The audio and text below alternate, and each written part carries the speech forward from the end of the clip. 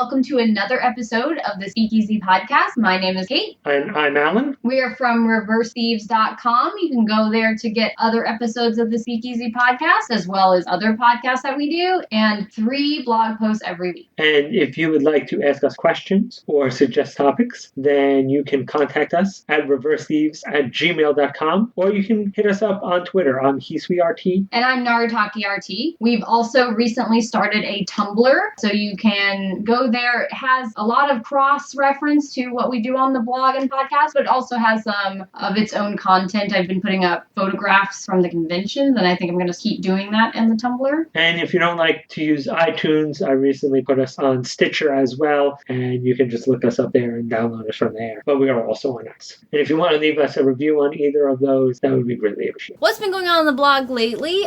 We did an editorial about the new faces of shonen anime, and we talked about Kuroko's Basketball, Yowamushi Pedal, and Haikyuu. And this kind of new generation of sports heroes who are more support for the rest of the group, for the rest of the members of the team, as opposed to the number one ace who does everything and leads the team to victory with all the points. Also, just finished up Fate Ilia, and I did episode reviews of that, and I'm taking a break until Unlimited Blade Works comes on, and then when Taking a break is like a week. Taking a break for a long time, forever. It'll be like a vacation. So yeah, a brief rest, and then I'll be starting Unlimited Blade Work reviews, so that'll eat up a bunch of time. And also, I just finished up a game that I think is super appropriate for this blog and podcast, Professor Layton versus Phoenix Wright Ace Attorney, and I'm going to be, with any luck, by the time this podcast comes out, I will have a review up of that. I always dislike when they call things verse. Are they versus each other? Are they working? I assumed they would be working on the same team. It's interesting. I don't want to go into too many spoilers, but apparently in original drafts and some of the original trailers, there was a lot of, I don't trust this Layton guy. Ooh, I don't trust this. Who doesn't trust Layton? But they removed that from the game. So basically they meet up and they're like, buddy pal! You know, they become fast friends. So, but I think in original drafts, they were not as chummy. And they had to learn to respect each other. Whereas in the game, I mean, at one point in the game, they are a bit adversarial, but it's more friendly adversarial. And they kind of removed. I think they just realized, who's gonna hate these guys? It's true. And you want to see them both win, so you don't want to have to, necessarily take one down or something like that. Yes, very appropriate for us. So, on to the topic at hand. This time we're doing sort of calling it the state of fandom, a assessment, somewhat, of how things currently are on the fan community side, how fans are feeling about the industry, or more appropriately, how we feel about all of these things. I know that when we asked if anybody wanted any of our older podcasts updated, kind of the state of the industry, state of fandom, was, I think, the most requested one. So give the people what they want, I say. Yeah, and it was quite a number of years ago now, so it's worth updating and just talking about kind of where we are now and how far we've come. So the first part, we're going to talk about fan community-wise, and then the second part will be more like industry-related things. The last time we did this, Twitter was still dominant. It was big. At the time we did it, we were both tweeting tons. So that really hasn't changed, but it's kind of almost reached like a saturation point. All the people that are going to have Twitter, especially... It has especially found its place for the anime community and now has its own Twitter sort of subsection. Which I found funny. I was just listening to All Geeks Considered, and they had a bunch of people, including Mike Toole and Chihaya Furu on, and they had Diego on, and they were talking about Annie Twitter, and he's like, hey, why has nobody ever invited me to be on Annie Twitter? And they're like, you are a part of Annie Twitter. And he's like, nah, man, I just use regular Twitter. And he's like, no. It isn't, because he thought it was like a separate Twitter program. Oh, man, that would be something. And they're like, no, it's just like people who are talk about anime are part of Annie Twitter when they're, and he's like, and since you occasionally participate in that, you are at least peripherally on Annie Twitter. It's like, oh, I thought you guys all had your own. I always hear people on podcasts talk about it, and I'm like, I never find this program. Nobody's ever like invited me to be on. He got left out all this time. And he was there all along. It was always... And a Twitter is in your heart. That's where it is. It's like the bluebird of happiness. He searched all around, and then he came back home, and he found the bluebird was in his backyard the whole time. And Twitter is represented by a blue bird. It all makes sense. Yeah, I feel like... so since we did this last time, I do feel like now Annie Twitter is a thing. I feel like it didn't have a name or as quite as much of a presence as it does now. And also the rise of Tumblr. Tumblr as a thing was not really in my view at that point, and now we have a Tumblr. I mean, we don't use it a ton. I'm still sort of learning the ropes of it a little bit, but it's an interesting place that seems to have filled a niche that especially for women. Seems like a place where a lot of women have communities there, especially fan communities, and it seems to be like kind of the safe space for them, and it's kind of jumped, from like back when we had like LiveJournal or whatever. I feel like it's kind of all come over to Tumblr at this point. It's so weird because I feel like for the longest time, Tumblr was this weird place that guys traded porn on, and now everybody trades porn on it. But it's Tumblr. You can just, unlike a lot of other social media sites, you can really just soak in what you want. Because I feel like a lot of other social media sites, you either have people that you know or just a stream of unfiltered information. So you either just have people that you are personally friends with and you just get their stuff, or you just get everybody in the world. Like, if you go on a message board or 4chan or something, you basically have to deal with everybody who is on there. Or if, Facebook and MySpace, it's just people you know. But Tumblr, you're like, I want to know about Doctor Who, collectible stamps, and what do you call it? Elementary. Then you just plug those in, and that's all that you see in your Tumblr. And it's not necessarily just people that you know. It's just, those are the things I want to know about. Give it to me.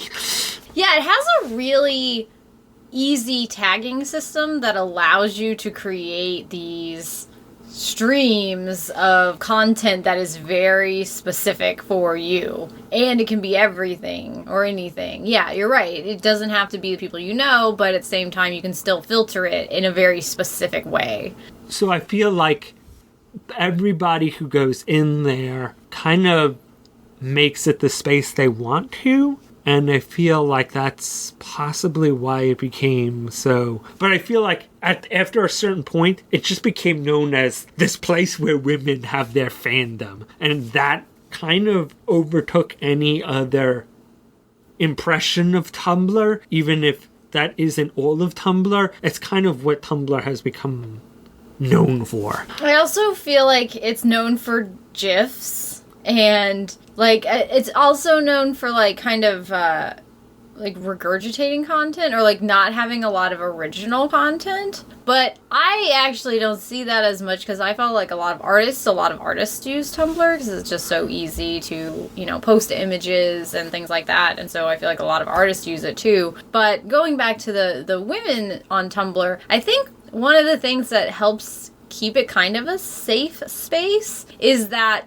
there's not a lot of interaction. You can like something, you can reblog it. So I guess you could reblog somebody's thing and then write some hateful message therein. But like, just the way that you take in the content is so specific that you'd have to, like, go out of your way to see things that you hate. And then, I don't know, I feel like because there's kind of a couple of steps removed, it creates these places where people feel comfortable just sharing the things they like. Because I feel like it definitely skews towards as far as, like, fandom goes, I feel like it skews positive. Obviously, people use it to, write. There's lots of writings on Tumblr. A lot of times when there's been big movements on there where everybody, writes about a specific topic. But I feel like when so much of it is like sharing 3 pictures of these characters that you like, there's not as much tension somehow.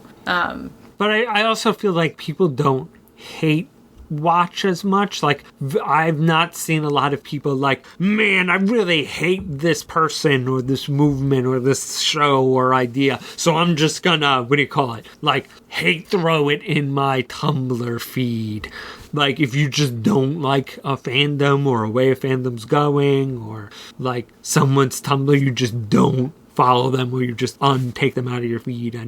I think that helps a lot. I do feel to have a little bit of a downside. It does kind of lead to a little bit of groupthink, because people kind of curate to basically, I only hear what I want to hear, and it kind of has this feedback loop of, I'm just going to reinforce my ideas. But I think, once again, why a lot of women have gravitated towards it is that you don't have to worry about people basically attacking you. You can basically go on there and feel safe and know that if you're generally pretty, with a minimal amount of curating, you can go in and always feel safe and always basically, oh, well, that's things I like and nobody's, harassing me or, And I mean, I definitely hear people complain about Tumblr. I hear it all the time. I hear people, but you know what? I hear people complain about all kinds of things all the time. But yes, I do hear similar things to what you said, Al, about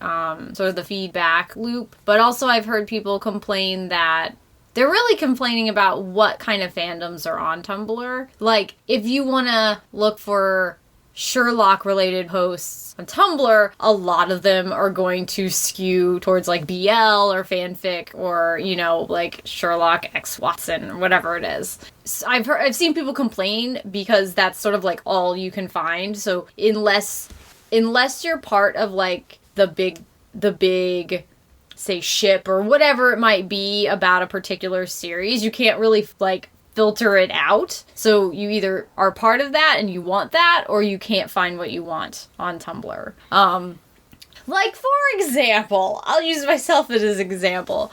I once looked for free on Tumblr, and it was like, it wasn't offensive or anything, but it was like, oh, okay, well, most of this is about, like, I'm gonna say real or imagined romantic relationship pairings of these dudes. Like, you can't, other than that, that's like what you're going in for. So unless you want to see that 10,000 word post about Haruka and Makoto and how, like, they're really worried about their relationship, like, that's sort of what you're going to find. And you're like, I mean, maybe that's not a good example because it's a series that has a lot of fan service, and that's completely why it's made and all of that. But that was something that happened when I was looking for stuff, so. All I could think is, hey, look, I think I see Gao somewhere in the back of that photo.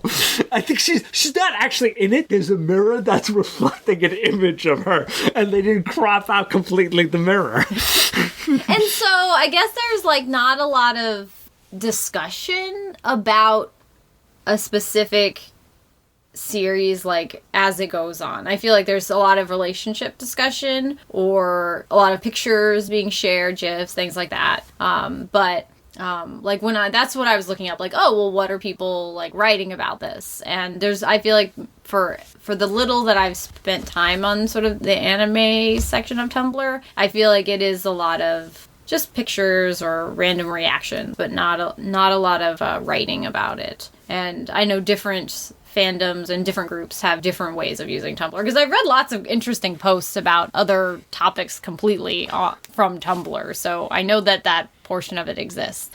The other thing that, I mean, it's been around for a while, but it seems to sort of be ascendant now, is Reddit.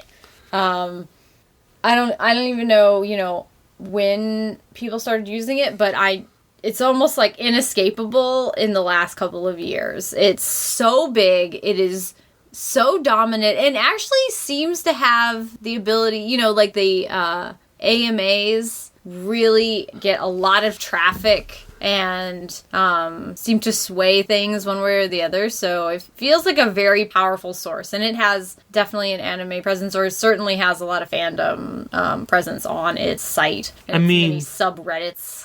I mean, as far as I know, that AMA they did for Under the Dog was generally, I mean, I won't say it was the only thing, but if they had not done it, I'm not sure it would have made the goal. It went from just going to miss it to getting way over what it needed. So, I mean, that definitely shows that there is some power. And I know certain people who have gotten their blogs or podcasts, you know, regularly linked there, really have shown a huge uptick in viewership. But, you know, one of the rules is that you can't post your own stuff, and if they ever catch you posting your own stuff, you basically get banned forever, or at least for a long time. And so I guess you just kind of, you really need a dedicated fan base to throw you on there. But if you do, it kind of can be a kingmaker, or at least a good start for that. Yeah, I kind of think that I don't use Reddit, so, I mean, I don't have, like, it's almost one of those things where I don't want to get involved in it, just because it's just another way to suck away all of my time. I was making jokes, you know, when Twitter announced that it might be changing its format and all this stuff, and there was a lot of tweets about it and a lot of anger, and you know, I'm not happy about any of the ideas involved in that either. And so I was joking like, oh, but take Twitter away and I'll be like 50% more productive, because it sucks so much of my time. So I'm almost scared to go down the rabbit hole that is Reddit, because it would steal away my time. But it does seem to be a place that has much more of a presence and much more of a, like, influence than Twitter or anime Tumblr, which, I mean, even though I participate in both those things, especially lately, I've become aware of how irrelevant or ineffectual the opinions on there are, including my own. You know, I acknowledge that is, I mean, it's not, I don't think it's not worth stating your opinion, not worth asking questions. I'm not saying that at all, but sort of as a voice of saying, this is the majority of people, this is what people are talking about, this is what's important, it doesn't seem to really reflect that. I think it's also worth noting that Reddit also has a dubious reputation. I mean, as much as, you know, Tumblr as, you know, this place where girls go to talk about their fandoms, I feel like, how true it is or not, I don't know, but generally, your stereotypical Reddit user is a guy, and yeah, it does have a reputation for being a little more on the misogynistic side. That was putting it really nicely, Al. Thank you. I try to. I mean, I think the most infamous board on Reddit is the men's rights board or whatever, so, like, I know certain people who use Reddit, and it's like, it's there, and that's like this board of scum that, like, nobody wants to talk to, but, you know, it's more the black sheep that kind of, I don't know how true that is, because I don't really go on Reddit, but I know a lot of people who regularly use Reddit, like, why does that one black sheep kind of have to, you know, represent the site? I feel like that's why on Twitter, if you talk about Twitter to anybody who isn't Twitter, and even people who are Twitter because, you know, they like to be self-deprecating, it's all lolly icons and, like, whatevers, and then Tumblr apparently is all only people who, like, I don't know, like, BL or whatever. And so I feel like each scenario has these reputations. And actually, I was just thinking about, where does 4chan figure into all of this now? I feel like I don't hear as much from them except in very specific cases. You know, it's weird. 4chan has become kind of this weird boogeyman of the internet as far as I can tell. Like, they all still do their 4chan thing, but as far as like this great force that's constantly doing stuff, like if we talked about this like 5 years ago, I'd be like, oh man, people are always talking about 4chan, and 4chan is the kingmaker that kind of Reddit has become. Whereas I feel like whenever mysterious bad things happen, it was clearly the 4chan and Anonymous. Like when DashCon went down, there were a whole bunch of people. This was clearly a plot by 4chan to destroy, what do you call it?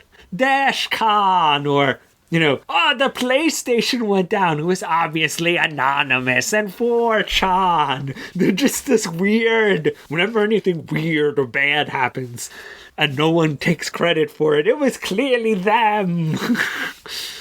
It's very interesting. I do see what you mean now. It's also, it was kind of ahead of its time, and now there are more places like it. I mean, it still has the anonymity, which makes it still a fairly unique place. But, you know, there's places where you can go to get images, you know, especially with Tumblr. Again, like Tumblr has become a place where you can use it as an image board. You can go there, you can get your GIFs and everything else from there, and you kind of don't have to wade through stuff that you don't want. And it doesn't have the, you know, the 4chan empties itself out, you know, it disappears, whereas Tumblr, it sticks around, so you can keep going back and back and back and find all the pictures of whatever it is that you want. Yeah, because I feel like, I mean, Twitter, you're obviously, unless you're, you know, some jerk who's, you know, making temporary accounts, you're very tied to whatever your,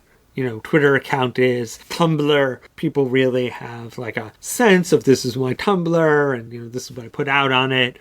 Yeah, I feel like 4chan's major, even Reddit to a degree has a certain amount of, I mean, there's like thumbs up and all that stuff. But I feel like, yeah, 4chan still claim to fame is its anonymity, that you can just basically go out there and, you know, say whatever opinion you want, and, you know, it can't track back to you, and it does have this, like, still has this Wild West feel. Even though there's been lots of conversations and lots of proof that you don't have to be anonymous to say dumb crap, and, you know, like, and that it doesn't necessarily, like, deter you from saying things because you have a name attached to it or whatever. But yeah, it just seems to have sort of subsided. There's other places you can go to get your images and everything, so that it doesn't feel like, I don't feel as though it's in my view as often. But I do feel kind of like YouTube and video blogging has become a lot more prevalent, and you see a few kind of like little superstars of that, and I've just gone around YouTube just checking out what people are doing, and there are some people with a decent amount of like celebrity doing that. It's very interesting because podcasting never doesn't seem to have really taken off as we record this podcast right now. But video, you know, seems to have taken things to a completely new level. There's so many YouTube celebrities, and I don't know about in the anime fandom, of course. I'm just talking in general, but it seems to be more successful, I guess. Because I've seen like certain YouTube people with like, they'll have like several thousand, even tens of thousands of views on some of the, you know, the more popular people. I mean, there are a lot of people just, you know, throwing out video reviews and, and they get 20 or 100. You're talking about us right now. Yes.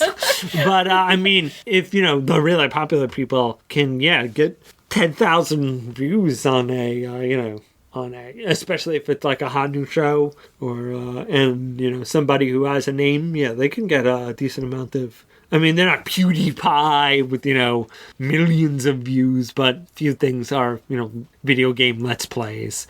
Well, it does seem to be that things are kind of skewing towards more of the, not soundbite, but very, like, micro. You know, again, Tumblr is that idea of sort of quick ideas, quick thoughts, and then Twitter is obviously very instantaneous. I call it the new chat room. And all this stuff seems to be kind of snippets, shorter, little things. I mean, even for us, the most popular things we do are the SWAT reviews for like less than 10 minutes. So I wonder if that's also, you know, like part of that, that growing, you know, that YouTube video thing. Although obviously some of those videos probably longer than that. But, I mean, they seem to stick around the magic 10-minute mark. I mean, I do feel, even myself, like, if something's longer than 5 minutes on YouTube, I'm like, do I need to watch the whole thing? So, oh my god, our attention spans are dwindling fast. But yeah, I felt like that was another interesting frontier that maybe one or two people were doing back when we started. I mean, there was a little bit of grumbling. I remember a few people were like, man, I'm sure whoever gets in, like, video reviewing is going to be really popular. And then those predictions turned out to be correct. That's so much more work. But again, as the technology gets better, it's, like, easier to do. And, you know, it's not as much of a chore to, like, video edit and things like that as it goes along.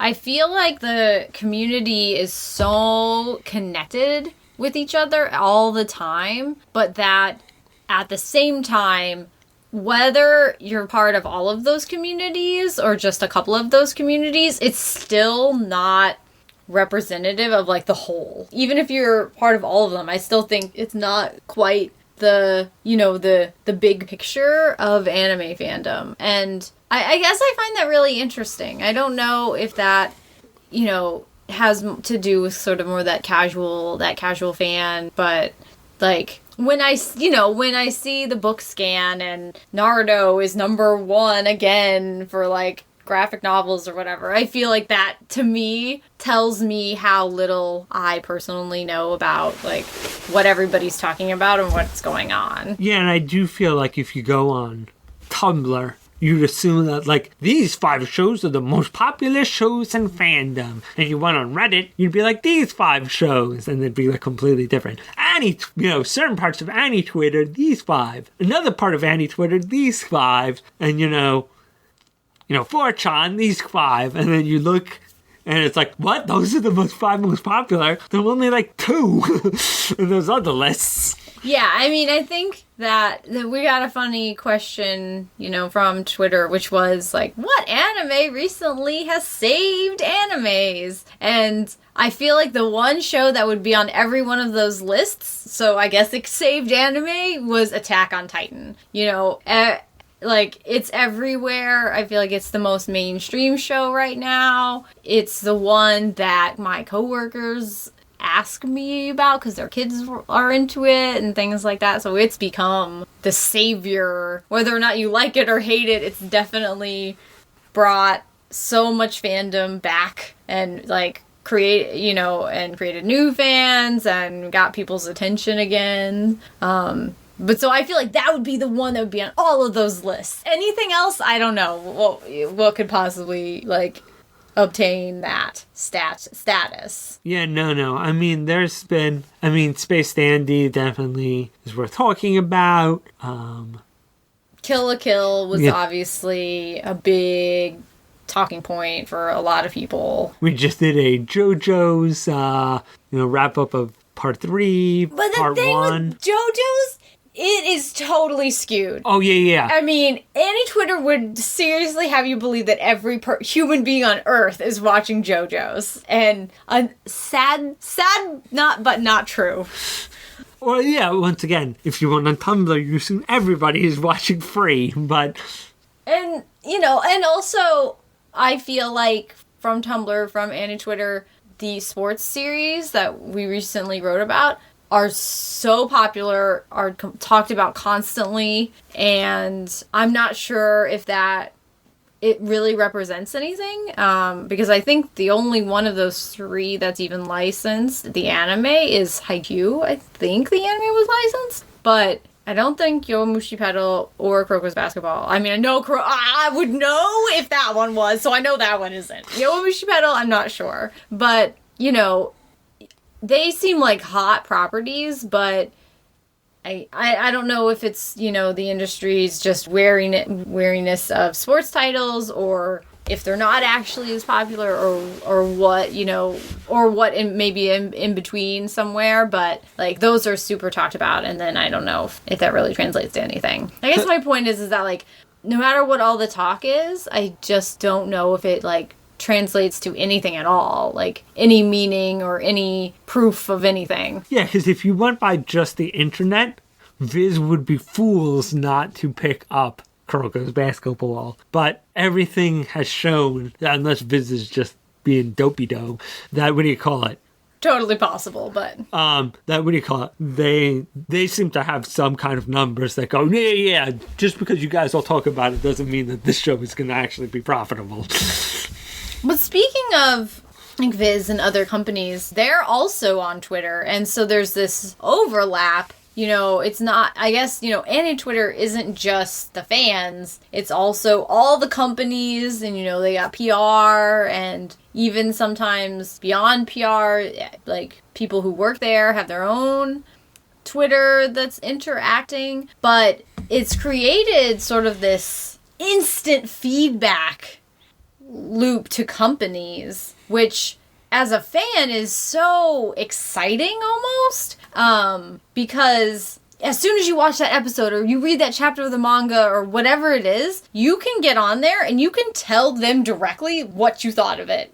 And there's never been a time, you know, in the past that was like such an easy thing to do for so many people all at once. You don't have to wait till you get to a convention. You don't have to wait till somebody's in front of you. You don't have to even go through the trouble of writing an email or going to a website and filling in a comment box. Like, you can pretty much instantaneously tell not just the company, but everybody, including the company, what you thought of something. And again, that goes back to my question, though, of like, well, how effectual are we? I mean, sometimes the company answers you, sometimes they don't.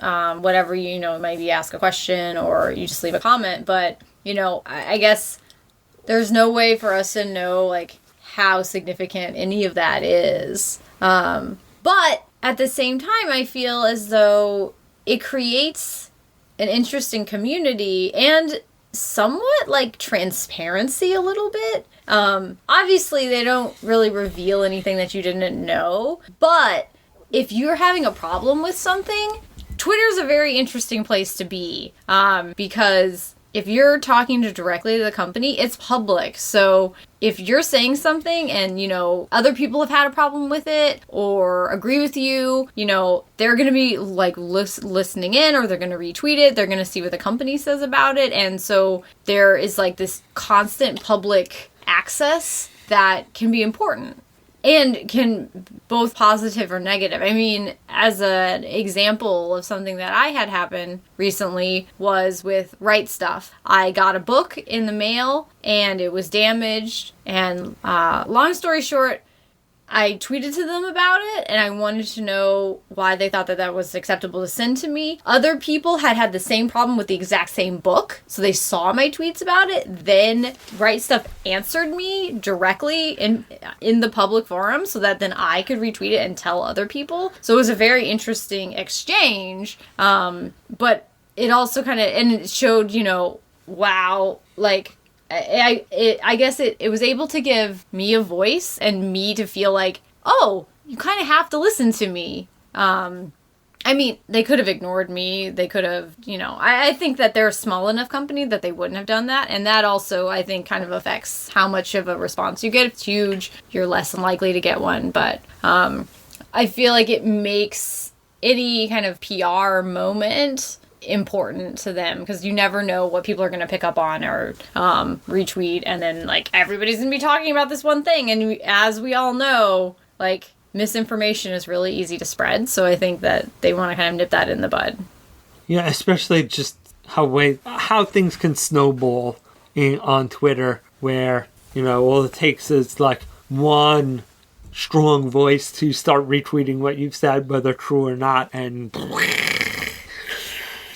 so yeah, damage control and, you know, just general good PR is really important.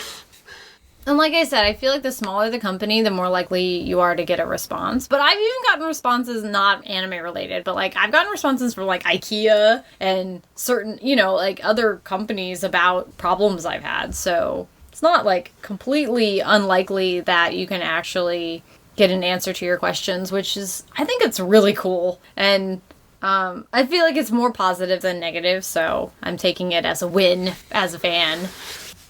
Yeah, and it's a new kind of method of communication that just has to be learned on both sides, I think. And it's also just like, it's such a PR machine. It's a free PR machine, so... I mean, my friend Ben just recently was like, "Dear customer," wrote a tweet that was like, "Please retweet product X so you can engage in brand awareness of," what do you call it? And people make fun of it, of course, but... fans are always excited to talk about the things that they love. We also love to talk about things that we hate. But, you know, I feel like in that sort of situation, like, people are really ready to champion things. And I think there's no real metric for figuring out whether or not it increases sales or has any real effect. But, you know, it seems like it works positively as long as the company doesn't tweet stupid things. John Oliver did a great segment about this, so I don't need to cover it. But, you know, as long as you're, like, doing the right things and keeping your nose out of, like, the wrong kind of business, then it seems, like, positive for the anime companies, too. And apparently for Nature's Valley, because whatever. Because there is nothing that any Twitter likes more than beating a joke till it is dead and then beating it a little more. So, I guess the other offshoot of fandom that we've seen grow an insane amount in the last few years is conventions. Like, convention explosion! They are... Not only are there more and more of them, but they're also having, like, the highest attendance ever and just drawing in more fans than can be imagined. And I think the bigger media cons are seeing this even more, like New York Comic Con and, you know, these big kind of all-inclusive shows. But even the anime cons have really burst out. There's like this fervor for fan conventions. Oh yeah, no, definitely. It's something that I can't think of a con that I go to that hasn't been increasing in attendance. I'm sure that, you know, once again, there are a bunch of new cons that just die off or what do you call it, fade away, but I think we live in a big enough community and we have enough good cons around us that they've been only growing. I'm sure, like, if you live somewhere else, like, definitely, like, in the Midwest and something, you might have different experiences. Well, then they had DashCon. But even, like Wizard World, those type of conventions have had an increase in attendance lately.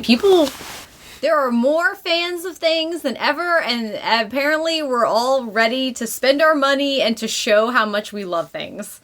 That seems to be the case. Although we did get a question from Twitter, which was, is there a potential con bubble burst? Like, will there be one and will it hurt the industry? And, I mean, I don't know. I mean, I don't even know about a con bubble burst. Well, I feel like a few people are worried about it. I think if I go through it in my head, when people are worried about a crash, there's one thing I think they're worried about. And I'm going to call it, to steal from Eureka 7, my limit of life theory. That essentially we're eventually going to reach peak con attendance. We're going to get to the point where there are only so many anime fans. As much as anime has become more mainstream or whatever, and if you're not crying about anime is dying, and then, something needs to save anime. I mean, we all can admit that, it is a niche hobby in the United States. And that eventually a lot of these big cons are going to get to pretty much the maximum number of people who can attend in their area every year. And, some big event or some, more mainstream guest might be able to bring in more people. And, some slow years or economic downturn might, drop numbers, but they'll get to a stable point. And the problem is that cons are obsessed, kind of like with American business, that they've got to get higher profits. They've got to get a bigger attendance numbers. Any year where the attendance number is not grown to some significant degree is kind of seen as a bad year. It doesn't even have to be less. If it's equal or only very small growth, it's considered bad a lot of times. I think that kind of coincides with when I learned not that long ago that a lot of conventions are for profit, which I think that's something that, I was surprised to hear that. Otakon is obviously a non-profit, but a lot more than you think are for-profit conventions. Or New York Comic Con. The industry presence at anime cons is not the big draw. It's not the big industry booths and their stuff. That's not the real interest of most anime cons. So if I think that for these bigger media cons, like the movies and the comics and stuff are such a big part of it that would be a kind of a different scenario. But talking about anime cons solely, I think it would be less of a problem. Yeah, cosplayers disappearing. Oh no! Would be the bigger threat to anime cons than anything else. Maybe one of the problems that could arise is, let's use Otakon as the example though, because they have a recent change that's coming. So they're moving to a bigger space. Baltimore's not big enough anymore. They're kind of at capacity for the convention center and they want the convention to grow. So they're moving the whole operation to Washington, D.C. and presumably have signed a contract with the convention center there. And I guess if they reach some sort of maximum, or if attendance dropped, then they're possibly in the situation where they have a space that's too big for the convention that can't sustain it, I guess. I guess that could be, something that could happen, where if attendance went down, you're kind of stuck with, this bigger space that's not needed.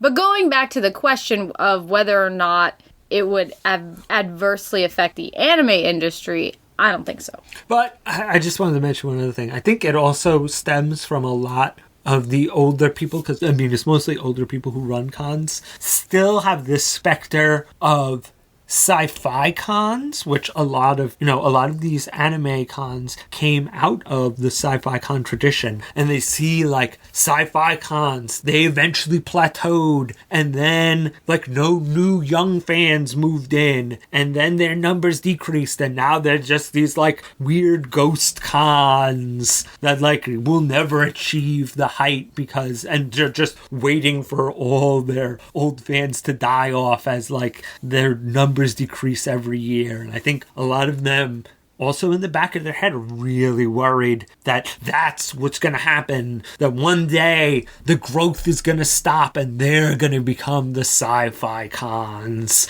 of, today. As you said, Al, it might just be sort of a paranoia, only because, and I think it's been talked about kind of recently in articles and things like that, but everybody's a fan now. Everybody kind of has this thing that they're into, and it doesn't seem like a fad. It seems as though, and maybe that I'm just being optimistic, but that, comics and comic book movies and TV shows and all this stuff is going to stay kind of a part of the pop culture scene forever, and that it's just going to become a normal part of life. And And, you know, everybody every year will always go to, like, their one con or whatever it is. I like that. It sounds nice. Sounds rosy and wonderful. But yeah, but I feel like even Comic-Cons and other cons outside of anime are constantly wondering, is this going to be... And also articles that say things like, is this the end of do really well? So they always get passed around a lot, so they seem a lot more prevalent. I mean, sometimes those things are based on reality, but other times it is very just clickbaity and very viral to just say, will this be the end of... And so I wonder, because I've seen, like, is this going to be the end of comic conventions as well? So I think it's just a general paranoia. I'm not going to utterly dismiss it, but I do feel it is one of those things that always comes up. I mean, I'm sure if I was into music more, there'd be like articles of like, will people not go see musical concerts anymore? there are definitely people that don't like to go, but there will always be people that do. So, yeah.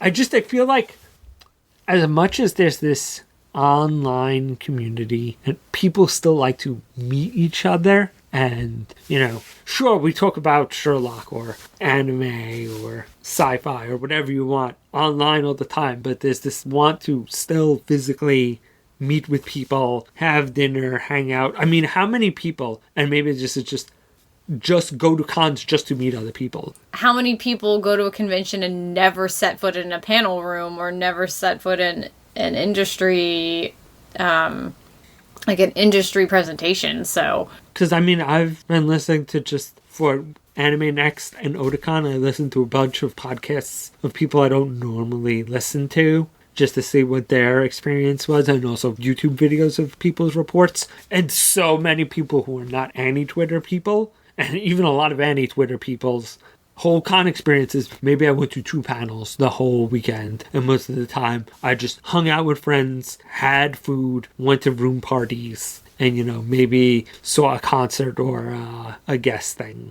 Yeah, I mean, even if there was some loss of industry presence, because places like Otakon and stuff pay their guests to come, you know, they fly them in, they have, you know, hotel, and they host them. Like, I don't see any reason why they would stop coming if that was the case. And, you know, even if, say, Funimation or somebody doesn't show up, does it really, like, super matter? And back to the question, which was, you know, if there was this con bubble burst, would it hurt the industry? And, like, I don't know. I don't think so. I do feel like people pick up new shows to watch based on things that happen at the convention, but sometimes that's as easy as seeing a bunch of people cosplaying as something as easily as it is walking into a panel room, I think.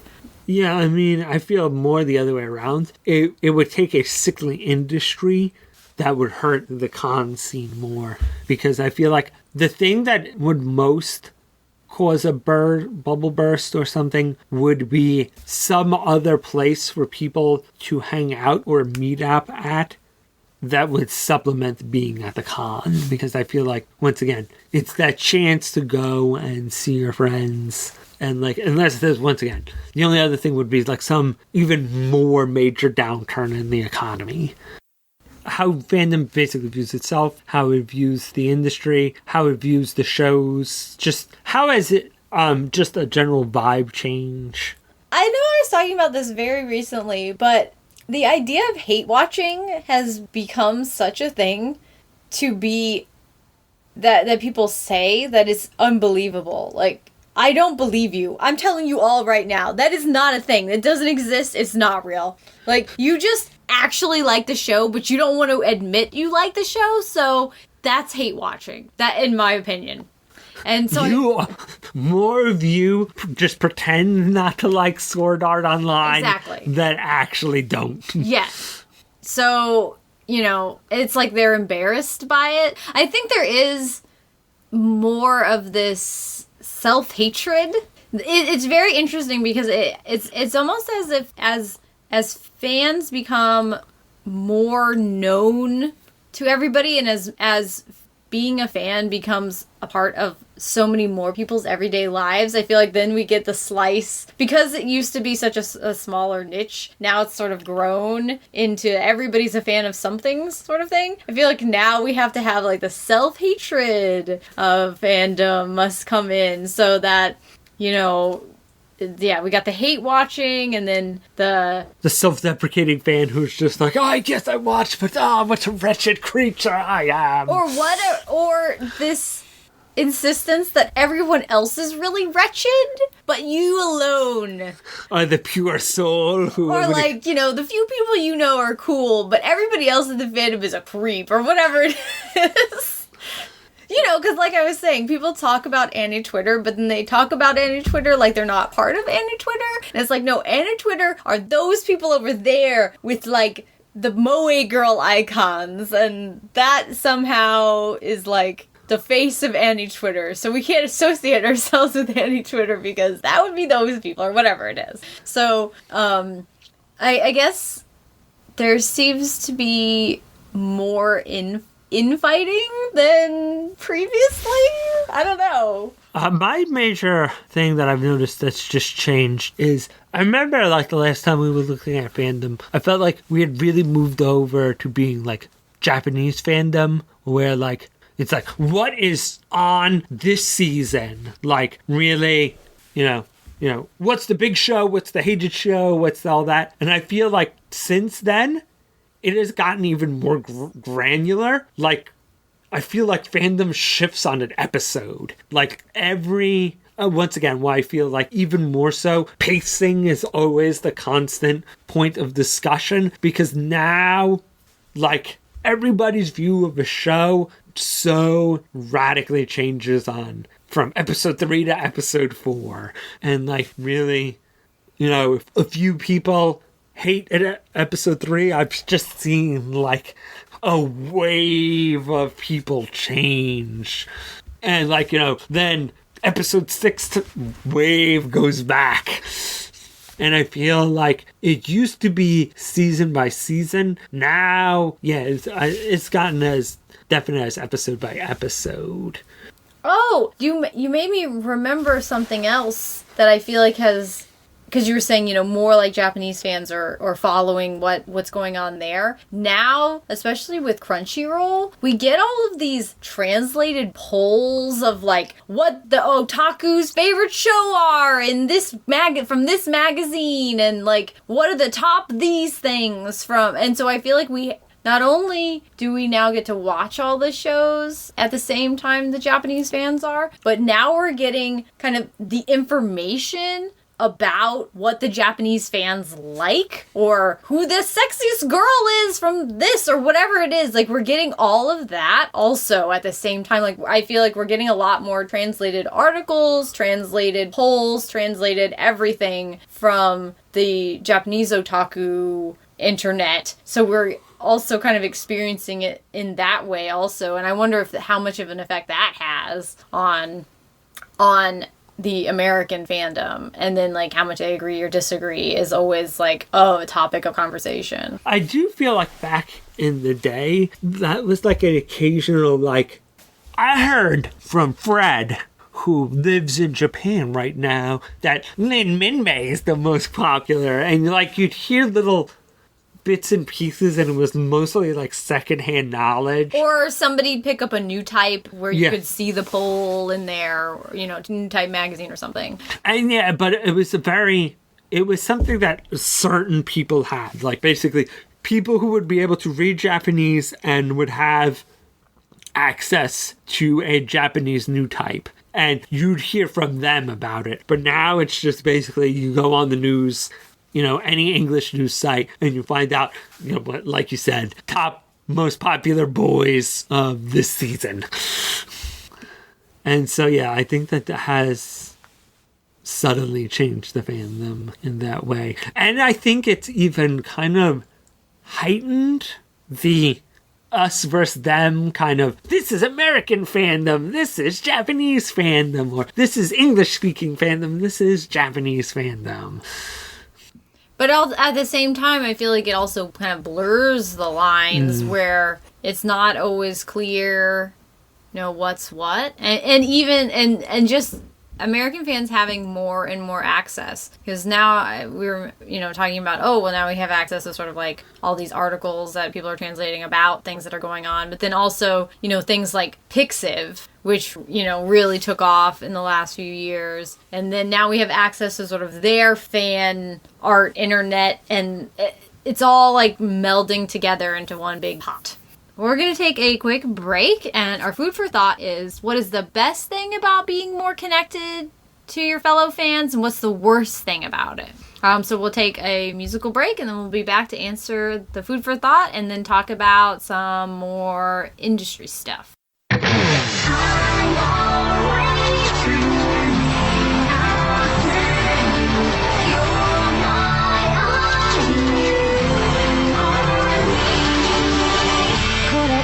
遠くまで飛べない鳥がいた傷のない立派な羽で青空をなじみたこの場所も悪くないあの空は高くないこの場所もよくはない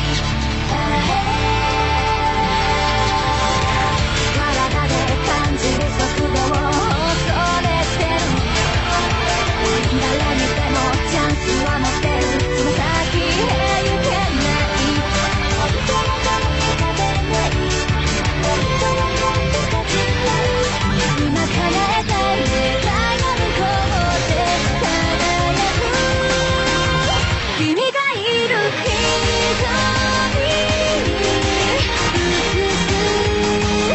未来にだっていつも強くてそんな君が僕さ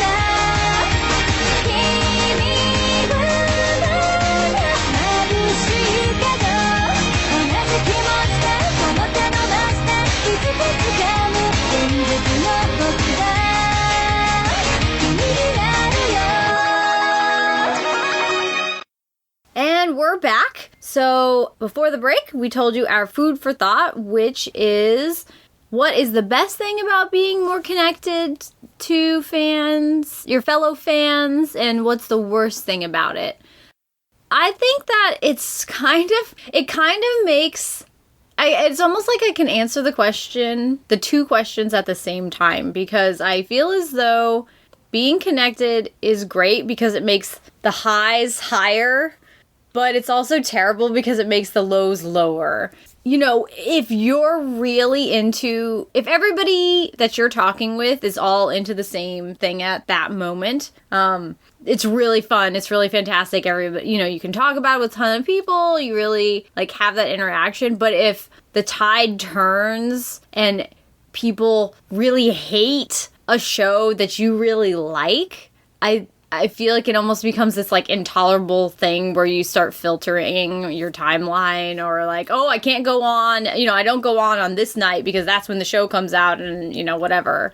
Or if the show you like is popular, but it has a strong anti-fandom, you can really just feel like, oh, great, I don't want to talk about the show because I don't want the haters to come out of the woodwork and be like, oh, whatever. So brave. Yeah. Also, I feel as though even sometimes when I like a show or when I'm enjoying it, if there's this insane fervor about it that I am not a part of, even though if I say this happened to me with Kill la Kill, which I was enjoying the show. I wasn't enjoying it nearly as much as everyone else until about the second half. So people would just, blow up my Twitter timeline every single time an episode would come out, especially at the beginning of the show. And I started filtering out, the words, Kill la Kill, and, abbreviations for it, hashtags for it, because I just couldn't stand it. Even though I was, I liked the show, it was, the second coming, and I was like, I cannot deal with this. This is, too crazy. So I guess even sometimes when the highs are high, it's almost too much. I'm going to basically agree with you on a lot of things. I'm going to take it in my own little direction. I think that the greatest part about being connected, I think, is twofold. It's the fact that I feel back in the day, if you liked something obscure, you would bless the day that you stumbled upon anybody else who liked, your obscure show. Whereas nowadays, it is a rarity to find a show that you can't connect to at least 2 or 3 other fans of. No matter how good, no matter how bad, no matter how popular, no matter how obscure. And so it really gives you a sense of place. And you can always find basically a brother or sister to raise a glass to something that you love and kind of have hopefully a, spirited conversation about it. And the fact that just fandom, it's so easy to get answers. Some people it's easier than others. I always find it really hard to get answers to questions, especially if I go on certain times, and other times it's a little easier. But if you are persistent and dogged, you could get a lot of answers that would have required months of research if you could get them at all. And now with just, a little bit of, hey man, could somebody help me out with this? You might not get all the answers, but you'll at least be given hopefully a friendly hand to where you can start looking, which is sometimes, a good 70% of the battle. If you at least know, all right, there are answers and they're somewhere around here, or you should start looking over here. And the worst part, this is what people really want to hear. Yeah. I was listening, oddly enough, to Many Habits of the Modern Geek, and they were doing a little section where they talk about the flip tables, where they talk about things that they hate, just to, vent. Because, Kelly runs a podcast, I got a podcast, I'm just gonna, spend this time at the end to complain about things. And one of the jokes that Sean from Alpha Counter made is that if the internet was a country, it has 3 main exports. Number 1 is porn. 2 must be cats. Oh no, 2 was righteous indignation. And the 3rd was snark. And I feel like, that is really just as easy as it is to find people who are supportive of what you love and will come together. It is just as easy to find somebody who is whatever, and just is going to be a complete and utter asshole about what you like and how you are just flipping scum for liking what you like. And if you take my insult about what I said about what you like, that's just because you internalize what you like too much. And people do that, sure. But I feel like people also use that argument as, their secondary blade, as their first blade of snarky dismissal of what you like comes in. And I feel like that's probably my least favorite part. That, just as easy it is to find love, it is just as easy to find hate. I think we're all probably too quick to tear something down or say something to somebody. I think everybody does it, and, I'm totally included in this, where, you just want to prove that you dislike it so much, and I don't know, it doesn't really add anything, unfortunately, but we all do it. The internet is destroying us.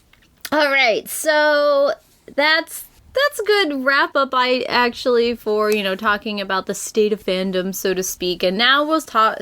This second half, we will talk about some more stuff on the industry side. Of course, we're not part of the industry, and this is all our fan opinion, and I think that's, that's the whole point, is that, I don't work in the industry, I just know what I like, what I don't like, and what I want. And, yeah, if we had some industry people, it would be nice to get them on, but we don't really know anybody to do that. And I feel like, once again, unless someone has just left the industry, I feel like most of the time they have to give very measured and not entirely truthful responses anyway.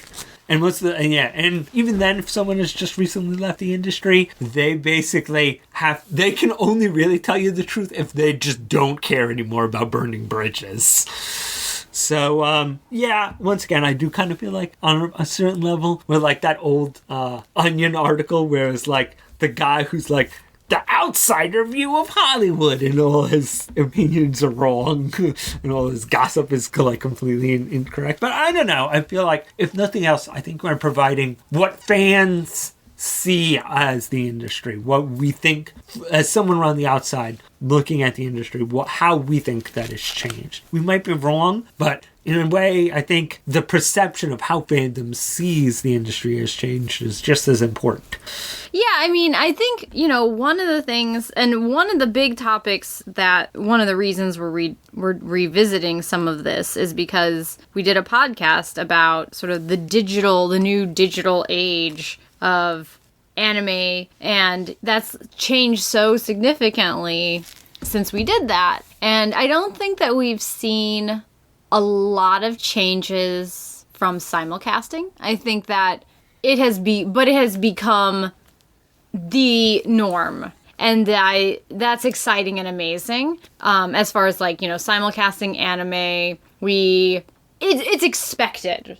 You wait every season to see what's going to come out. It's not a surprise anymore. Sometimes it's a kind of a struggle to see which company is going to get something, but you kind of have come to expect it. I think the only real exceptions of things that don't get simulcasted are Pretty Cure. Or any of those children's shows. Yeah, if it's Little Girl Idol, or what do you call it? Or, Boys Card Game. That's pretty, or Really Family, Upon Man, new season. That's pretty much the only things that we don't get simulcast anymore. It is usually a big talking point when a show that isn't a little kid show does not get simulcasted. Like when JoJo's didn't get simulcasted, it was the big talk of the town. And of course, because of that, it changed in the for the next season of JoJo's, it got picked up, and then the past season got simulcast and all of that. So they corrected their mistake. But yeah, I feel like it's become the norm. It's not going to go away, which is very exciting. I mean, it doesn't seem like, it's on the verge of disappearing or something. It seems to have been successful, and as a person who watches a ton of anime every season, it's pretty rare for me to now need to pick up a fan sub. The only thing I just popped into my head, the only thing that doesn't get simulcasted a lot, because it still would mess with the whole business structure, is OVAs and movies. That is something that we don't. Well, and you can't really simulcast that. I was about to say. But yeah, that's the only thing that either takes a long time to get to streaming or doesn't come to streaming at all. And obviously, I mean, it's obvious why that isn't, because so much of that, their revenue is based on people buying or going to the theaters. So, but it's worth still mentioning. Although every once in a while, I remember Crunchyroll got those Squid Girl OVAs and... Exactly, and they've been picking up a couple more OVAs lately as well, so I think they're trying to, remedy that a little bit. I do wonder if in the future it'll kind of be one of those things where, something that I would be personally interested in, the Hayate OVAs, they might not do them for a year, because basically those are pack-ins with the manga, so they don't want people just using proxies to get the OAV off Crunchyroll and then not buy the the limited edition manga with the OAV, but a year after, where it doesn't matter anymore, then sure, throw it up on Crunchyroll, who cares. Yeah, that would be nice. But since you brought up movies, I guess we can talk about that a little bit. Is that of course you can't simulcast. I mean, you could, but you never would. But we are seeing a lot more theatrical releases, and not just in New York and LA, all over the country. Not always, obviously. It depends on the, particular film and who's distributing it and things like that. But we are seeing a lot more movies in the theaters and events, special events of it. And again, not just film festivals. I mean, here in New York City, we have some film festivals and we get a lot of stuff, of course, it's New York. And LA has the same kind of deal. But yeah, there's been more stuff across the country, which is nice. Especially since Fathom Events makes it really easy for you to get like a 1 or 3 night showing of stuff. I know that recent Dragon Ball Z movie, when the Awesome Cast reviewed it, they were like, yeah, no, that did crazy good numbers for like a Fathom event thing. I mean, it didn't do, Avengers, but nobody expected it to. It did great for, basically even where they lived, it sold out all 3 nights, and they had to have like a second and third week, and they didn't sell out as much, but they still had pretty full theaters. And for a Dragon Ball Z movie, that's mind's blown. It's kind of nice. It's sort of comforting to know that Dragon Ball Z still has like that name cachet that will bring people out. But yeah, so I think that's kind of a change. I mean, it's not simulcast, and we aren't seeing a lot of those movies then go on to be streamed. A lot of that stuff ends up, whether or not it gets a theatrical release, it usually ends up as, a home video release. Instead of, and maybe sometimes they'll do like a limited on Hulu or on Funimation or something. But the thing that I feel has really changed is the simulpub, the manga getting into the digital age. And we've talked about that a little bit in previous podcasts, but it seems to kind of be ramping up because now we have some competing models. Crunchyroll's subscription model, Viz has their weekly Shonen Jump subscription, and then also, just individual downloading.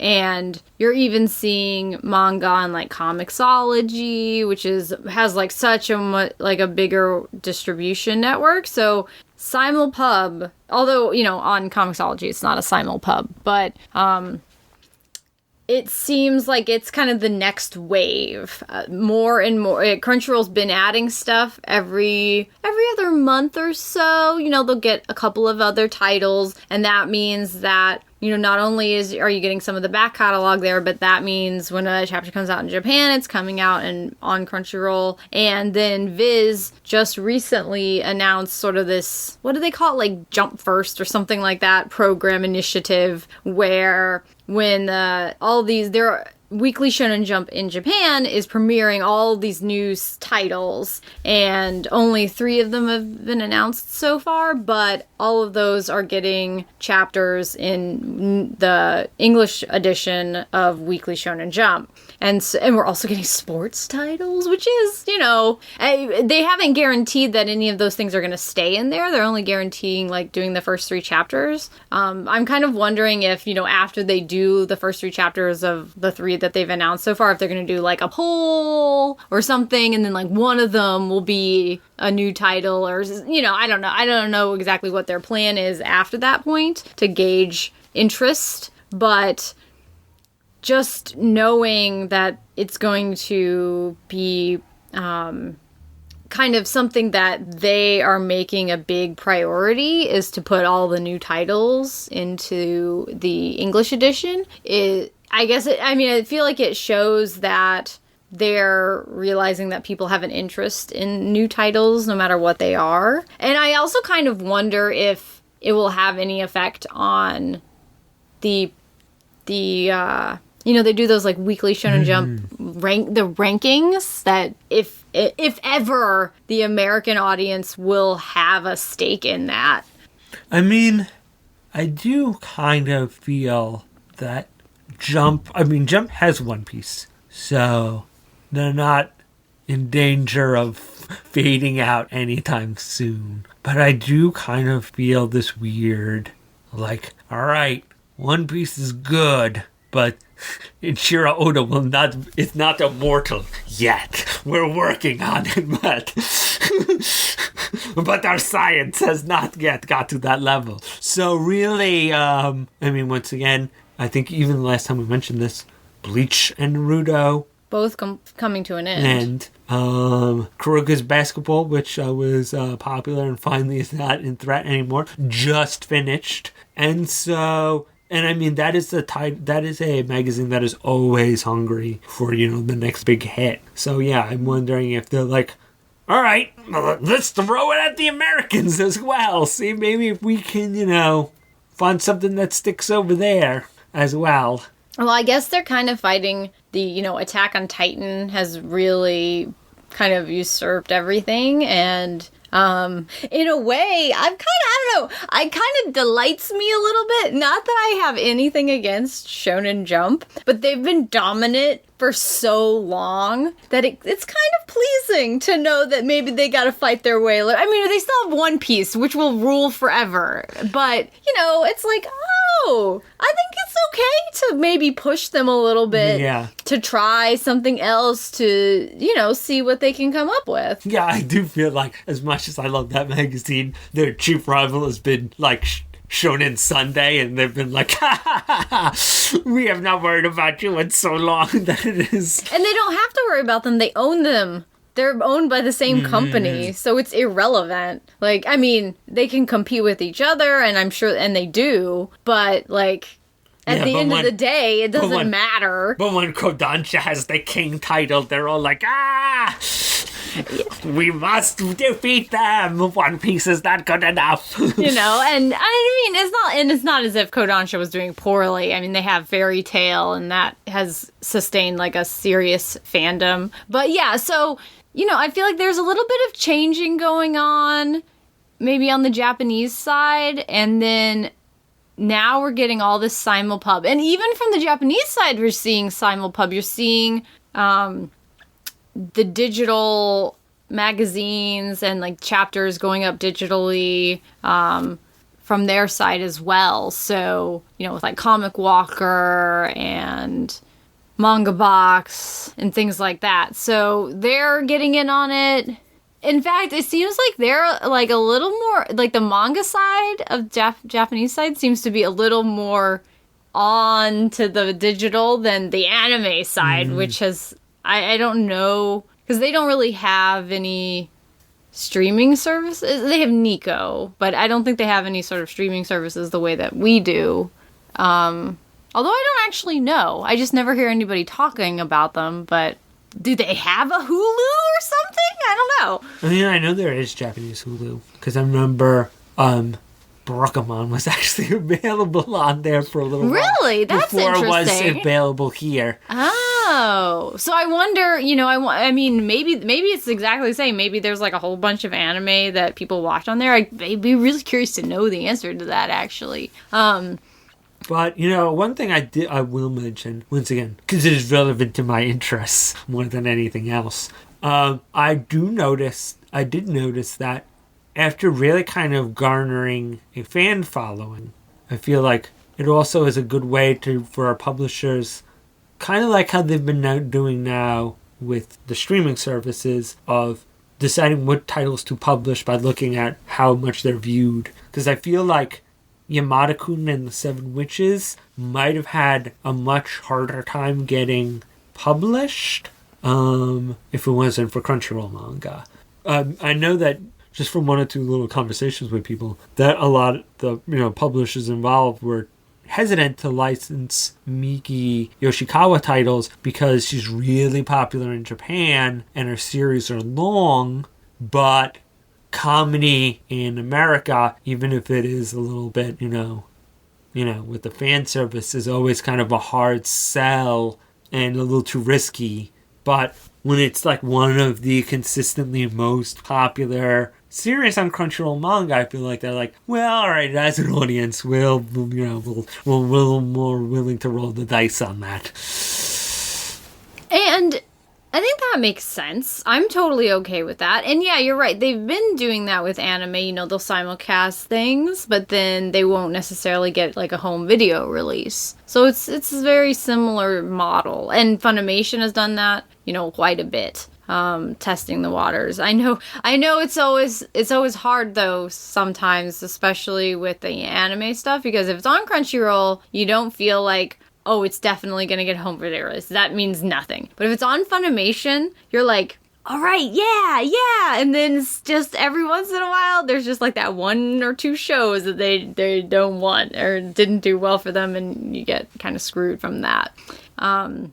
But I wonder if we're going to see more of what you're talking about, Al, of like the simulpub or like the digital firsts, because we're starting to see a lot of that now from Viz, which is, I mean, they already plan to publish it in book form, but that they're releasing it digitally first. Like JoJo's Bizarre Adventure Part 1 is already available digitally, whereas the book won't be available until next year. Of course, as I said, in that instance, they've already set a date, they're already publishing the book, so they're not looking at the digital sales of things, but they have picked up stuff or license rescued things that they're only releasing digitally and not releasing a physical book of, and maybe if there's enough demand that would change or something. So maybe we will possibly see more titles being released digital only, and if there's enough demand or it's popular enough, it'll only then will it make it into a book form. And that could be good for manga fans because that allows us to read more. It's kind of the same thing as if you're thinking about the simulcast thing. You know, like, you at least get to watch it. You maybe pay a fee or you have a subscription or, you know, whatever it is. And sometimes it's completely free if you wait long enough, but at least you get to read it.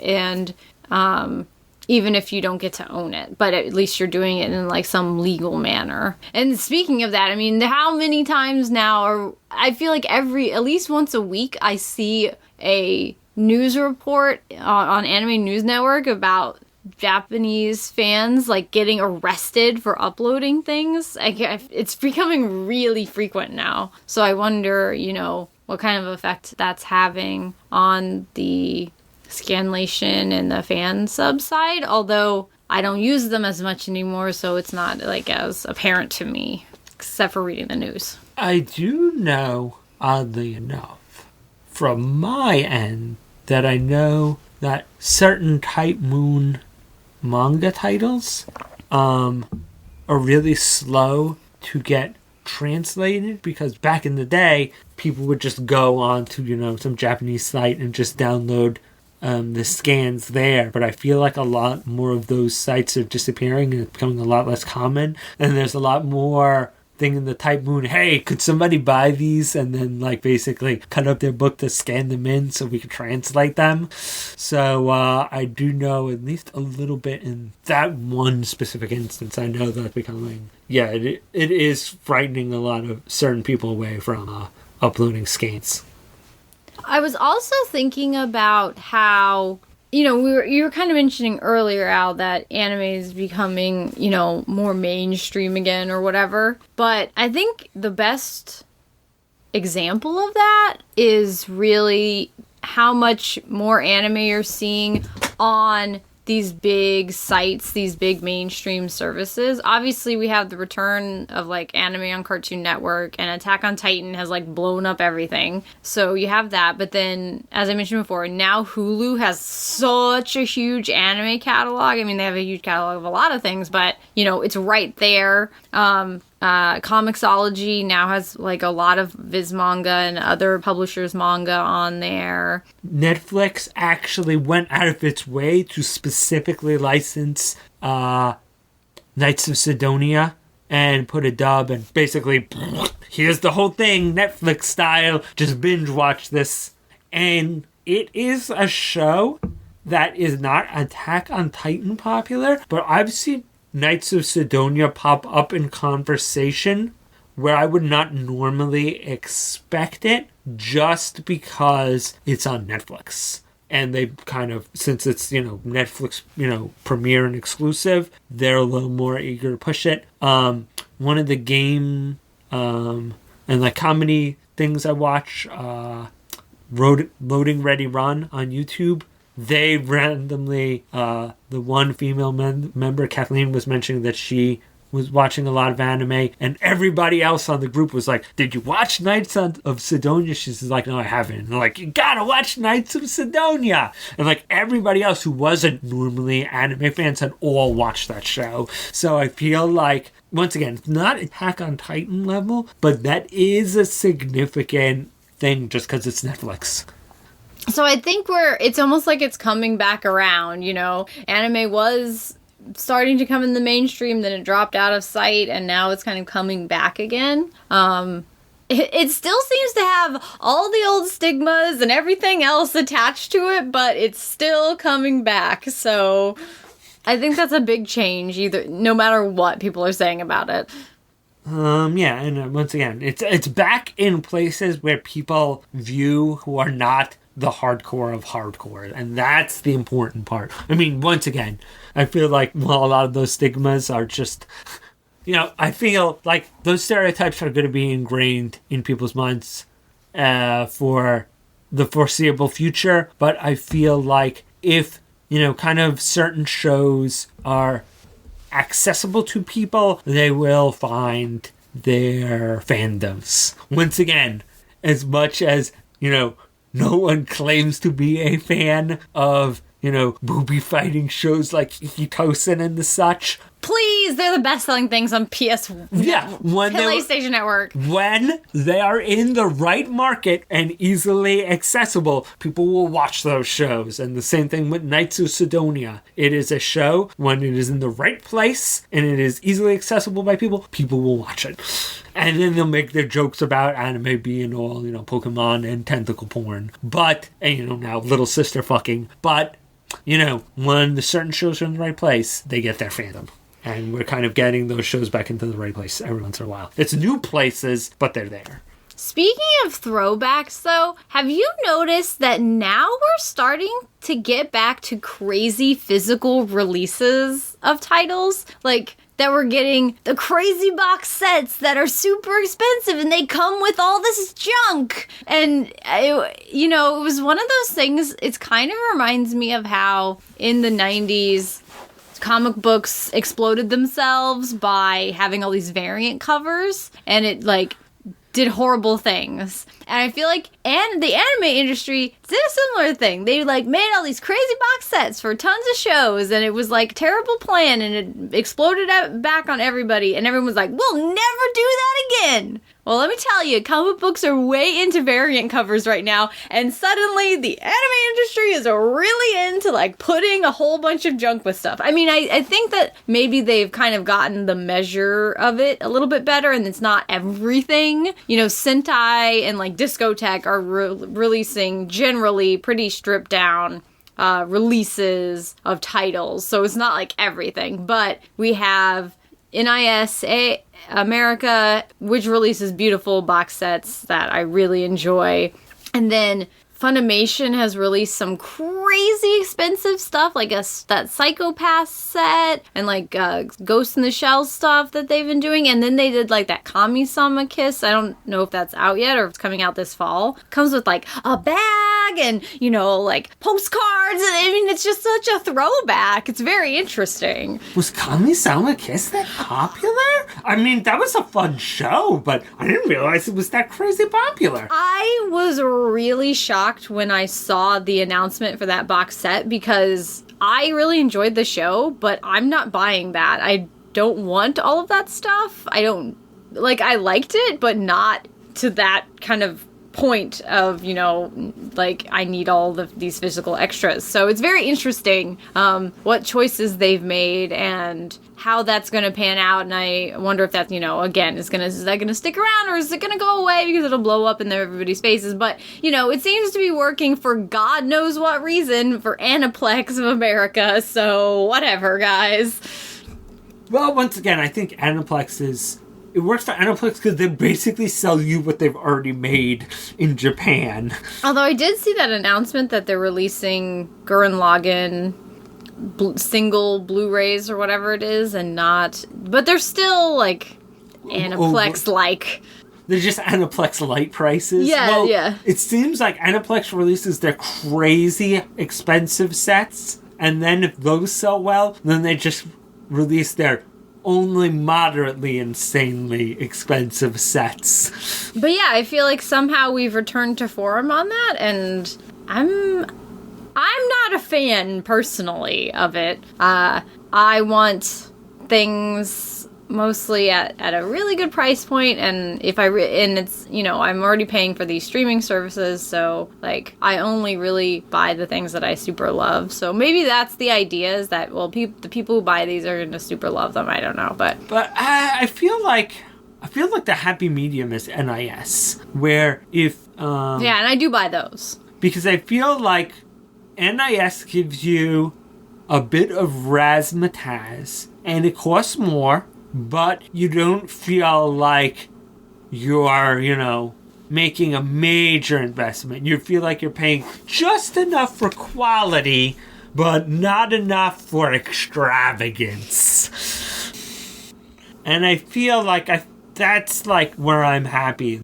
Anytime the Aniplex price model comes up, everybody who's in the know usually goes, yeah, nobody likes those prices, but they make money, so it's not going to go away, because they only have to sell, you know, to 150 crazy fans at a crazy price. And until that stops, they're going to... And once again... Well, stop it, all of you! And the other problem is, if they were just making it for the US market, it would be one thing, but since they're basically just selling you the Japanese product that they already threw on the English subtitles for this thing, they're not really incurring any additional production costs. So if worst comes to worst and it absolutely failed, they just wouldn't sell it to you anymore. Yeah, that's probably the more likely scenario, even though, yeah, I complain about them all the time.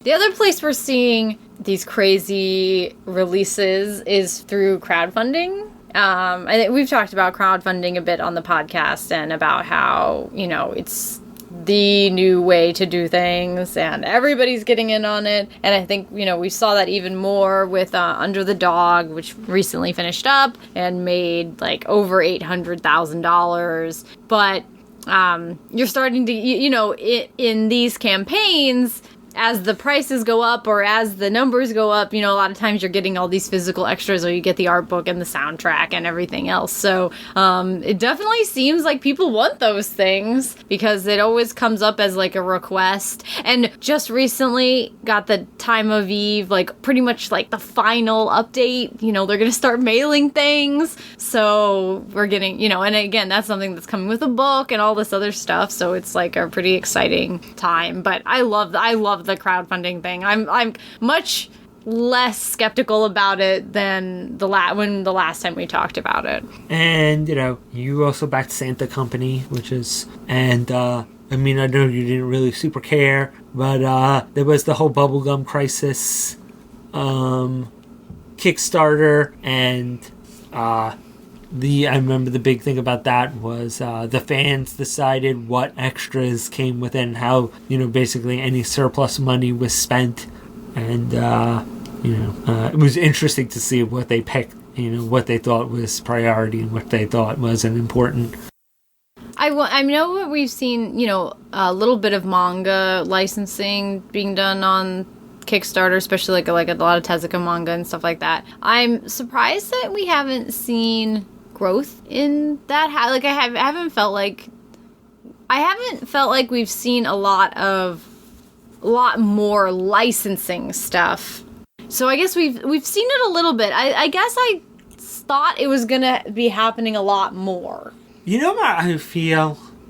I feel like there was a certain amount of, near the end, did you really feel like there was a certain amount of Tezuka burnout? I feel like when the first few Tezuka titles were announced, like, people could not throw their money hard enough at the screen. And it was crazy, it was almost festival, everybody was having a great time. And then, like, after, like, the 12th Tezuka title, I really felt like people were like, so, you know, what mid-tier Tezuka title do you think someone's going to try to crowdsource this time? I mean, I hear Werewolves still hasn't been... And I think I remember hearing that, like, certain shifting happened in the back end of, with Tezuka Productions, and how they license stuff and how, the restrictions for how things would get crowdfunded. So I think that also did a lot to cut out the legs on every Tezuka title ever being crowdsourced. But yeah, it is interesting that no other title, nobody was like, let's crowdsource Rose of Versailles or Dear Brother manga. Or something. Or, even modern stuff. I was just surprised that I haven't seen it used more. And I wonder if that is actually a good thing. Maybe that's because the companies feel like they're doing well enough with their titles that they don't need to, take that step. Which I think that would be positive. That they feel like they're making enough money manga wise. And if you've been following any kind of more general graphic novel or comic news, you'll know that graphic novels and comics are in a boom. They're selling amazingly well. They have so much a greater market share. A lot more people in general are reading comics, graphic novels, all of this stuff. So maybe it's kind of from that they don't, as far as licensing, goes, that is not necessary right now because they're actually experiencing a boom at the moment.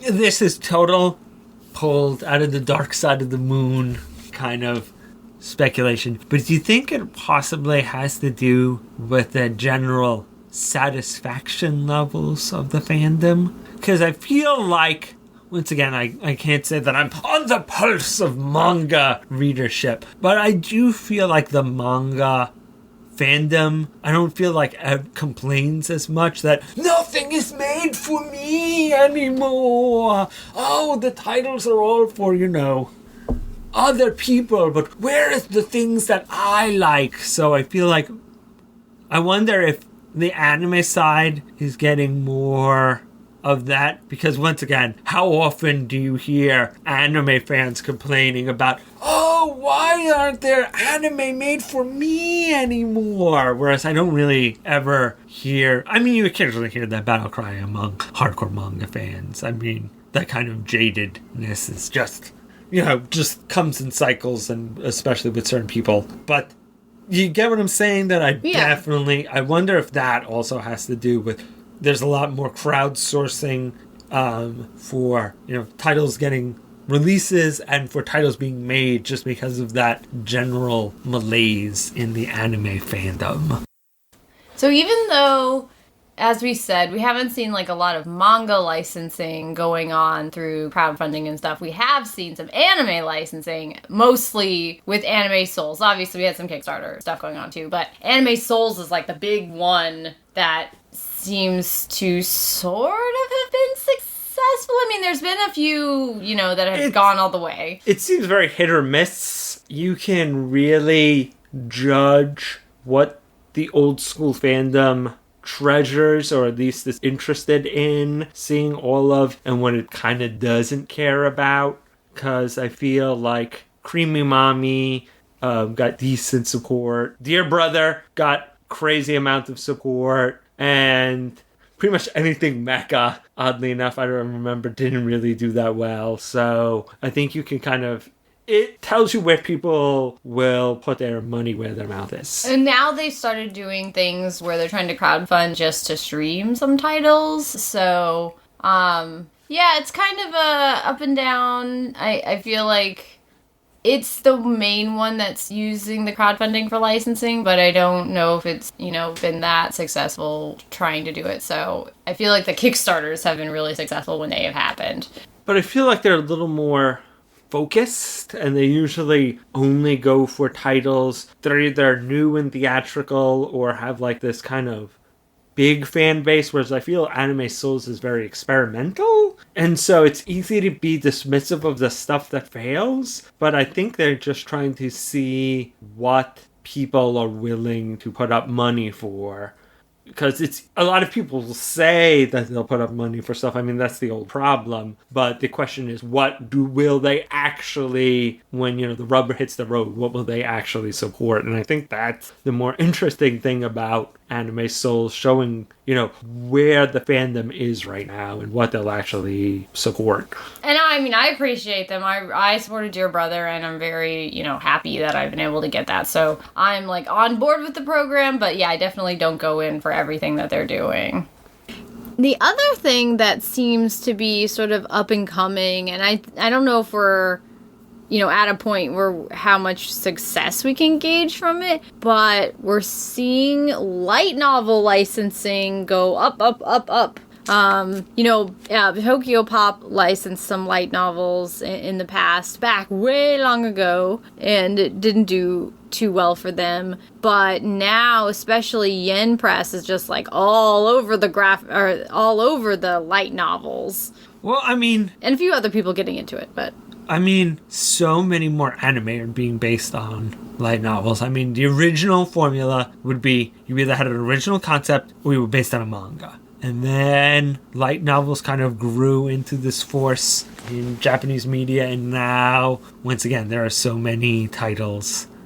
How many anime every season are based on some light novel property? And one of the big properties right now is Sword Art Online, and that's based on a light novel. So those light novels got picked up. And I know that the first one did really well. I remember seeing kind of reports about its sales being really good. So I think that also kind of, I feel like we're kind of still in a waiting period to see if that's something that sustains, or if it's like, well, it was Sword Art Online and that's why it did well and that's why people cared and nobody cares about all these other things. But, I know that the Spice and Wolf novels did well enough for them to, release all of them or a whole bunch of them.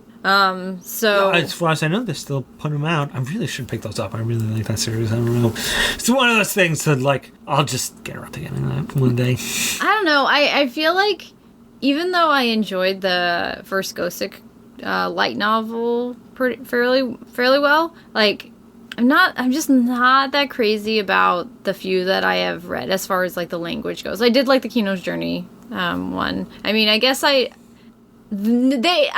point is that they haven't picked up anything that I care about, so... Well, I feel like I really enjoyed Spice and Wolf, so I kind of want to see how that series ends, especially since I know they finally finished it in Japan, and it's a very divisive kind of, this is the end of the story, and it was generally well regarded, so I feel like, if there's an end in sight that's very conclusive and generally well regarded, there's no reason for me not to finish up this series that generally gets thumbs up. Actually, the series that I'm most curious about, which I think you can already guess that Yen Press have picked up, which I'm happy about it being picked up, but equally puzzled, is the fact that they picked up a certain magical index. Oh, okay. I mean, I really like that series, and I know that the anime really tweaks a lot of stuff that's very different in the light novels, but that is an insanely long series. I guess there's no guarantee that they'll publish all of them, I suppose. But yeah, it just seems really odd for them to pick up such a popular, it is one of the best-selling light novel series. Long, popular, and not, as far as I can tell, that popular in the US. I mean, is the anime even licensed? Yeah, Funimation has it. Oh, okay. And they've been... So, I mean, maybe I'm wrong, and Funimation is making money hand over fist, and it's one of those series that people, claim to hate, but then, Or just, I feel like it's not even people claim to hate it, I just never see people talk about it at all, one way or the other. Oh, I always hear people Magical Index is the lamest series that ever did lame. Oh, okay. Well, yeah, I don't know. I just wonder... Am I just wrong, or is it just one of those series that people are like, it's the lamest thing that ever is lame? When's the next one come out? It could be.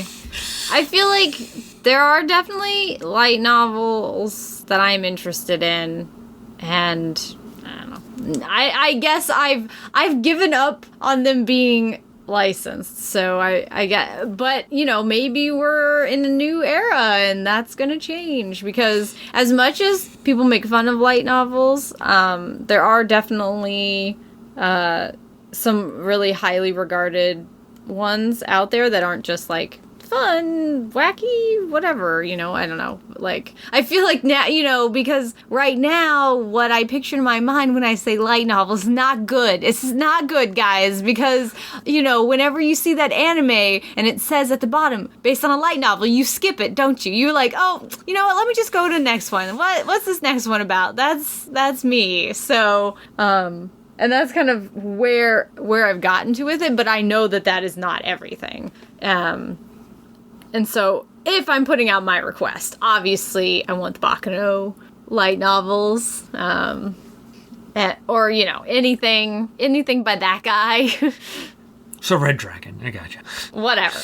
That too, sure, whatevs. I don't care. Like, and then, you know, so it's something we have to keep an eye on, but it's something that I feel like is new, that has come back and they're giving it another try. So, you know, I hope it's successful, because there's been, even though Yen's been putting out others consistently, like they did the Haruhi, and those, you know, consistently came out in Spice and Wolf, suddenly they've licensed like a whole bunch all at once.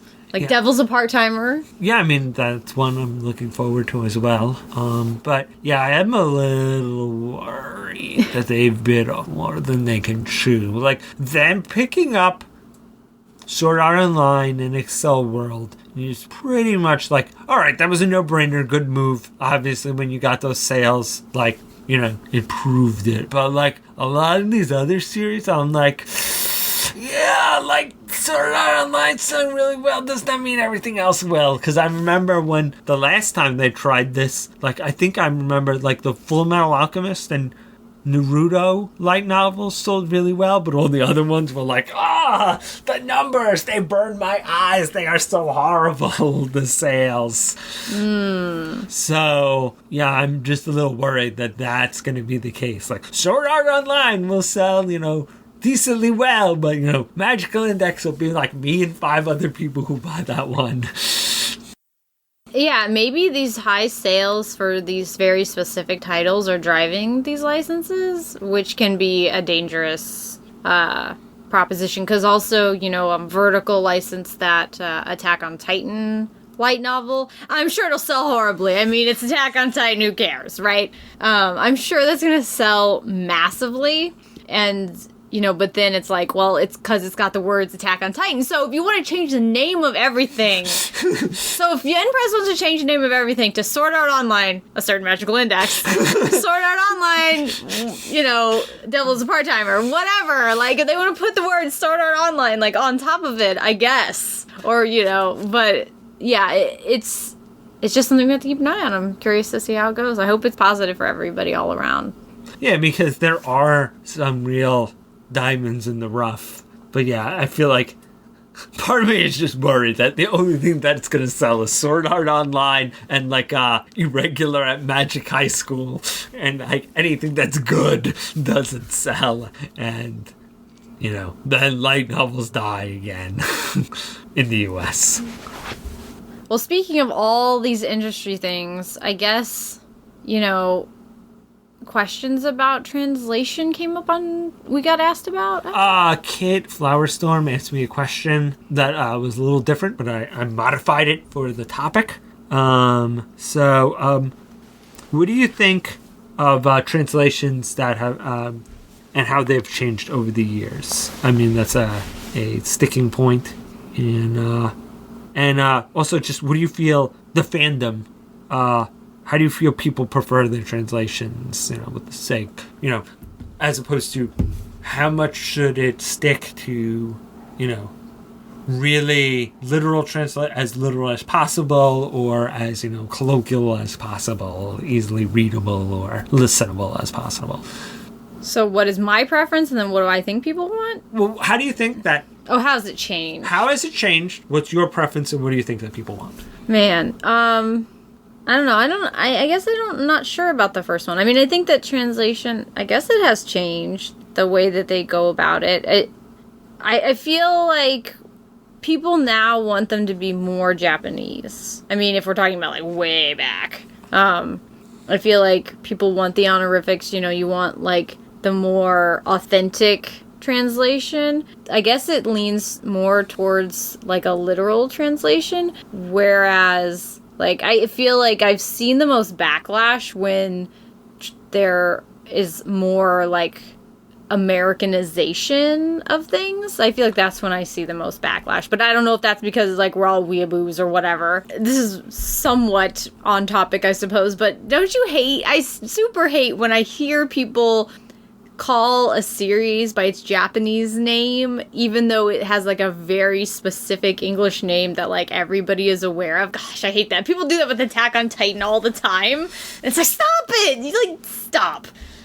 I don't know why that annoys me in some scenarios, but anyway, I guess I feel like I've seen a backlash when it comes to, like, Americanizing or, like, putting, like, American jokes or, like, Penguin Drum is an example that I can think of recently where people were not happy with sort of the way that they tried to bring in sort of the colloquialism or, like, the slang used in there. What do you think, Al? Well, I mean, when things go on Crunchyroll, I mean, they've got to be speed subbed. So, I mean, yeah, even I have noticed in my, you know, my grammar and spelling is infamously not the best, but even I've noticed, like, flagrant grammatical and spelling errors in, like, certain Crunchyroll things. Especially, you can tell, like, you can almost tell sometimes how soon they got the materials by, you know, how. But, I mean, that's just the nature of how quickly they have to turn over those stuff. I mean, a lot of those people, if they were given, you know, a month to do those translations, they'd probably do them super great. But what do you call it? You know, when you're given just a few hours to knock something out, it's going to be speeded. But I've never, like, it's never been like Hong Kong boom, like what the hell are they saying there?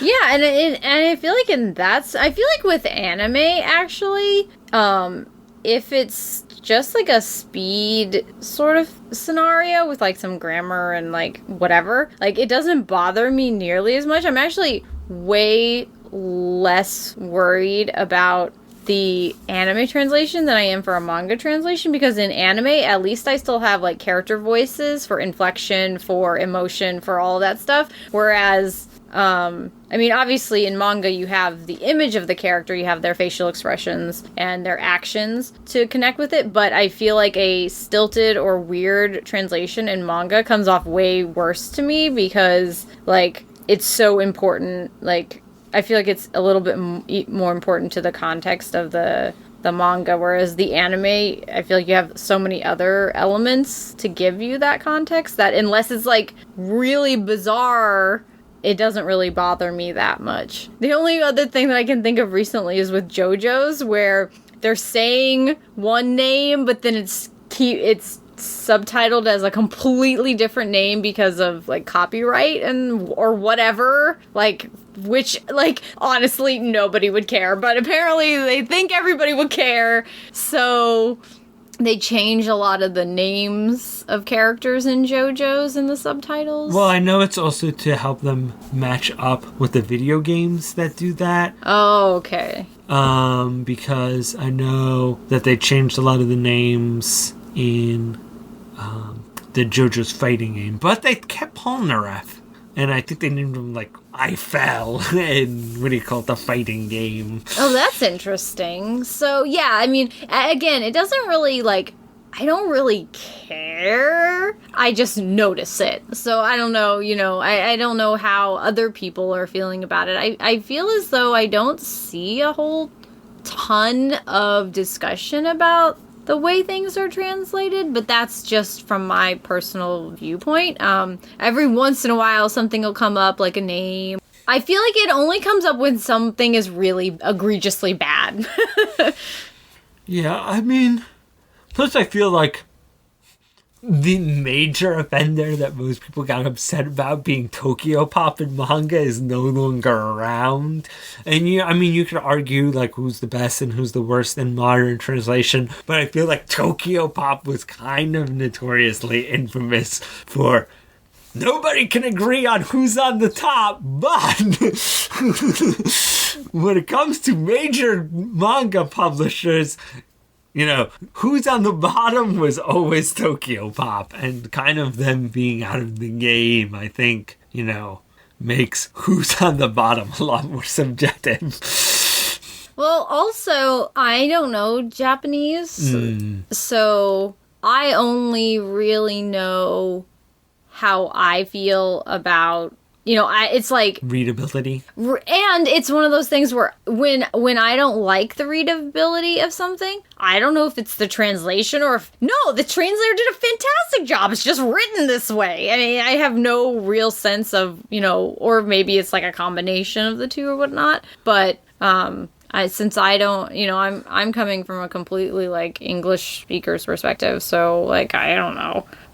But I guess I tend towards more the weeaboo side, I guess, of wanting it to be more Japanese. Although, I guess I do like it, though, when they try to, like, when there's a wordplay or something that totally doesn't work because, it wouldn't be wordplay if you use the same English, that, like, they try to get around that. I'm glad for that, even though I hate all that wordplay. I do know there always is some grumbly of people who basically are especially anti-weeaboo, who are like, I don't understand why any translation should have, honorifics or any kind of like senpai. It should always be, upperclassmen or something like that. I guess.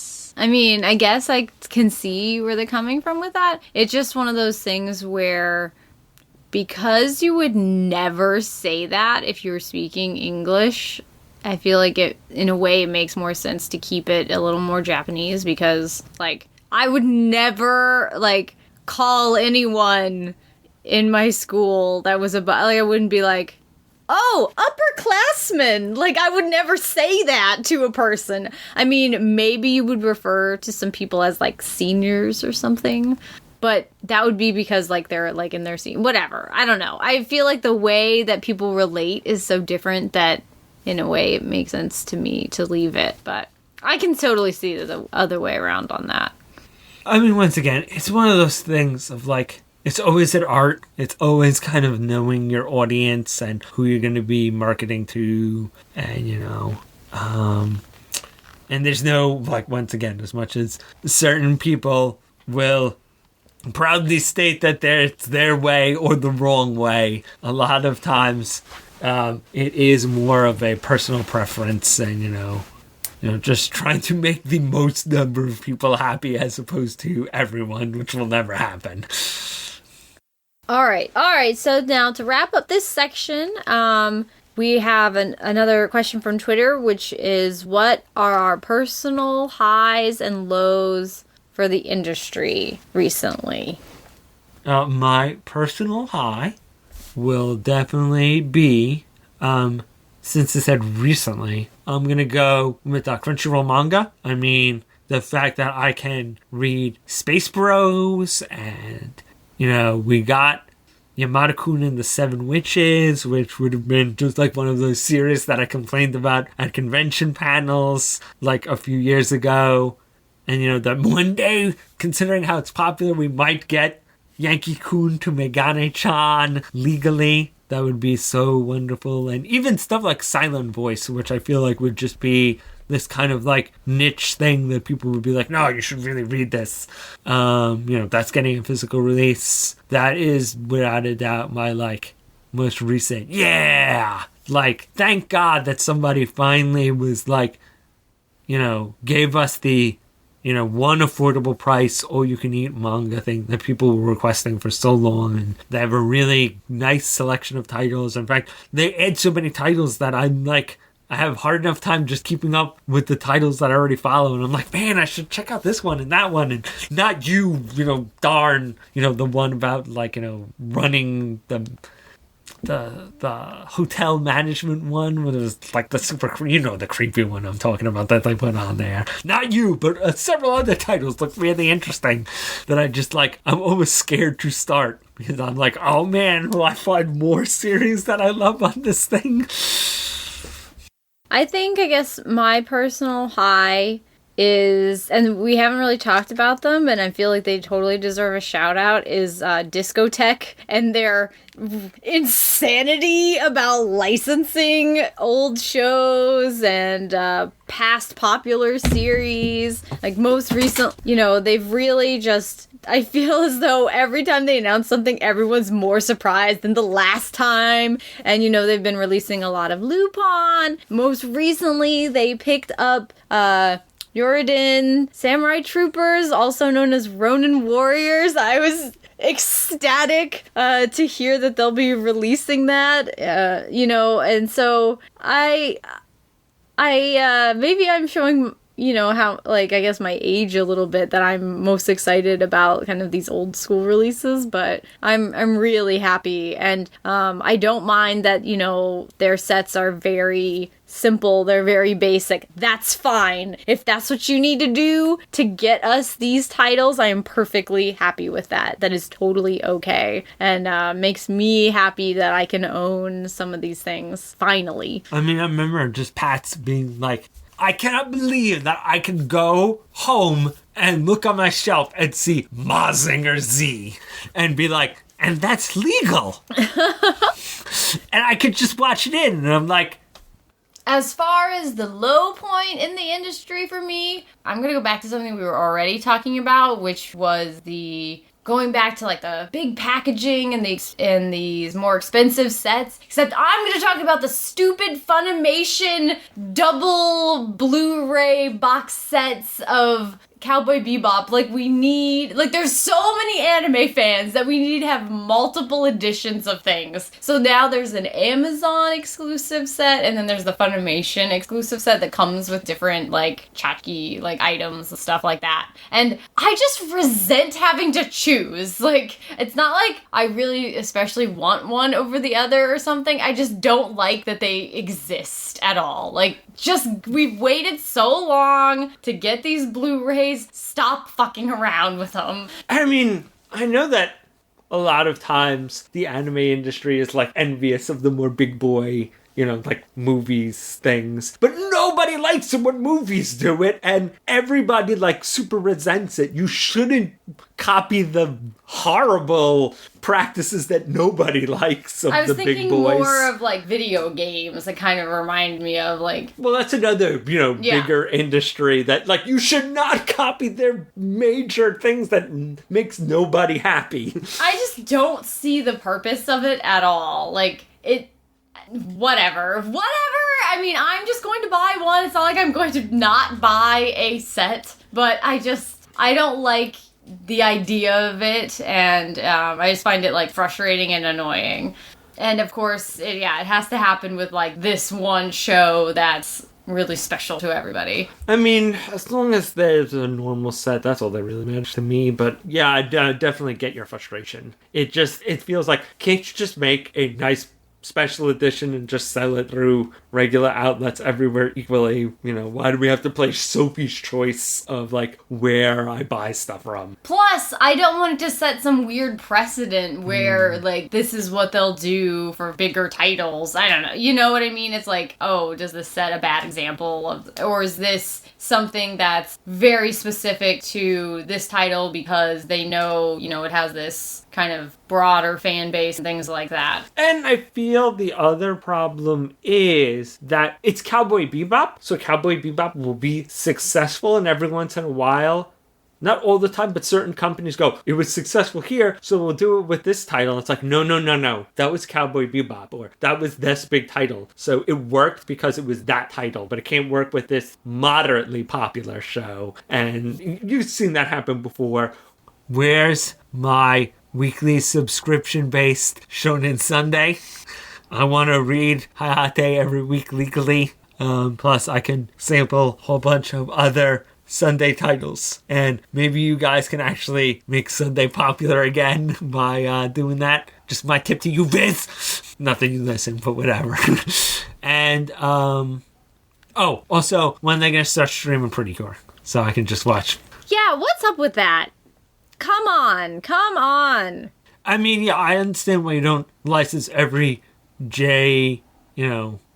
every random little kid show, but come on, Pretty Cure has enough of a... And you're not licensing it, you're just streaming it. Yeah. It's not like we're saying do a home video release. I am not saying that. Yeah. I would say no, don't do that. Or like, you gotta put it on TV. No, you don't need to do any of those things. But yeah, you should just stream it so I can watch it legally and give you some amount of, compensation for watching the show. All right, final thoughts? I kind of, I feel as though every time we get to a certain point in technology or in fandom, like, I don't know what the next step is going to be. So I can't even really imagine what is past Twitter and Tumblr. Like, I don't know what is beyond that as like a fan community. But then, in the past you might have said that when there was like forums or whatever it was. So it's kind of amazing to be at like a point where I can't really think about where it will go next. I feel like we're not yet, and maybe I'm wrong, at the maturity level of these current things that they need to, I feel like when these things get mature enough and settled enough, they kind of grow this need for something new to move in, to kind of, start catering to needs that are unfulfilled by these medias. And I feel like they're just not at the point that they're settled in enough for new things to take over. I feel like Twitter has just settled in enough that Tumblr came in, but I don't feel Tumblr and a few of the other things are settled in enough for that new wave to come in yet. Maybe I'm wrong. I mean, I'm no technology expert, but I feel like once those get a little more settled, I think the needs that are still not being met will be a little more apparent, and somebody either seeing that need not being met will move in, or coincidentally will just make something that fills that need, and people will jump over to that technology because it is serving that need that isn't being filled. All right, that's enough out of us for this month. The next Speakeasy is going to be our New York Comic Con report. Lots of ramping up for that. And we'll also be doing a pre-con podcast to let you know all of our plans for the convention. All right, see you guys next time. Bye-bye.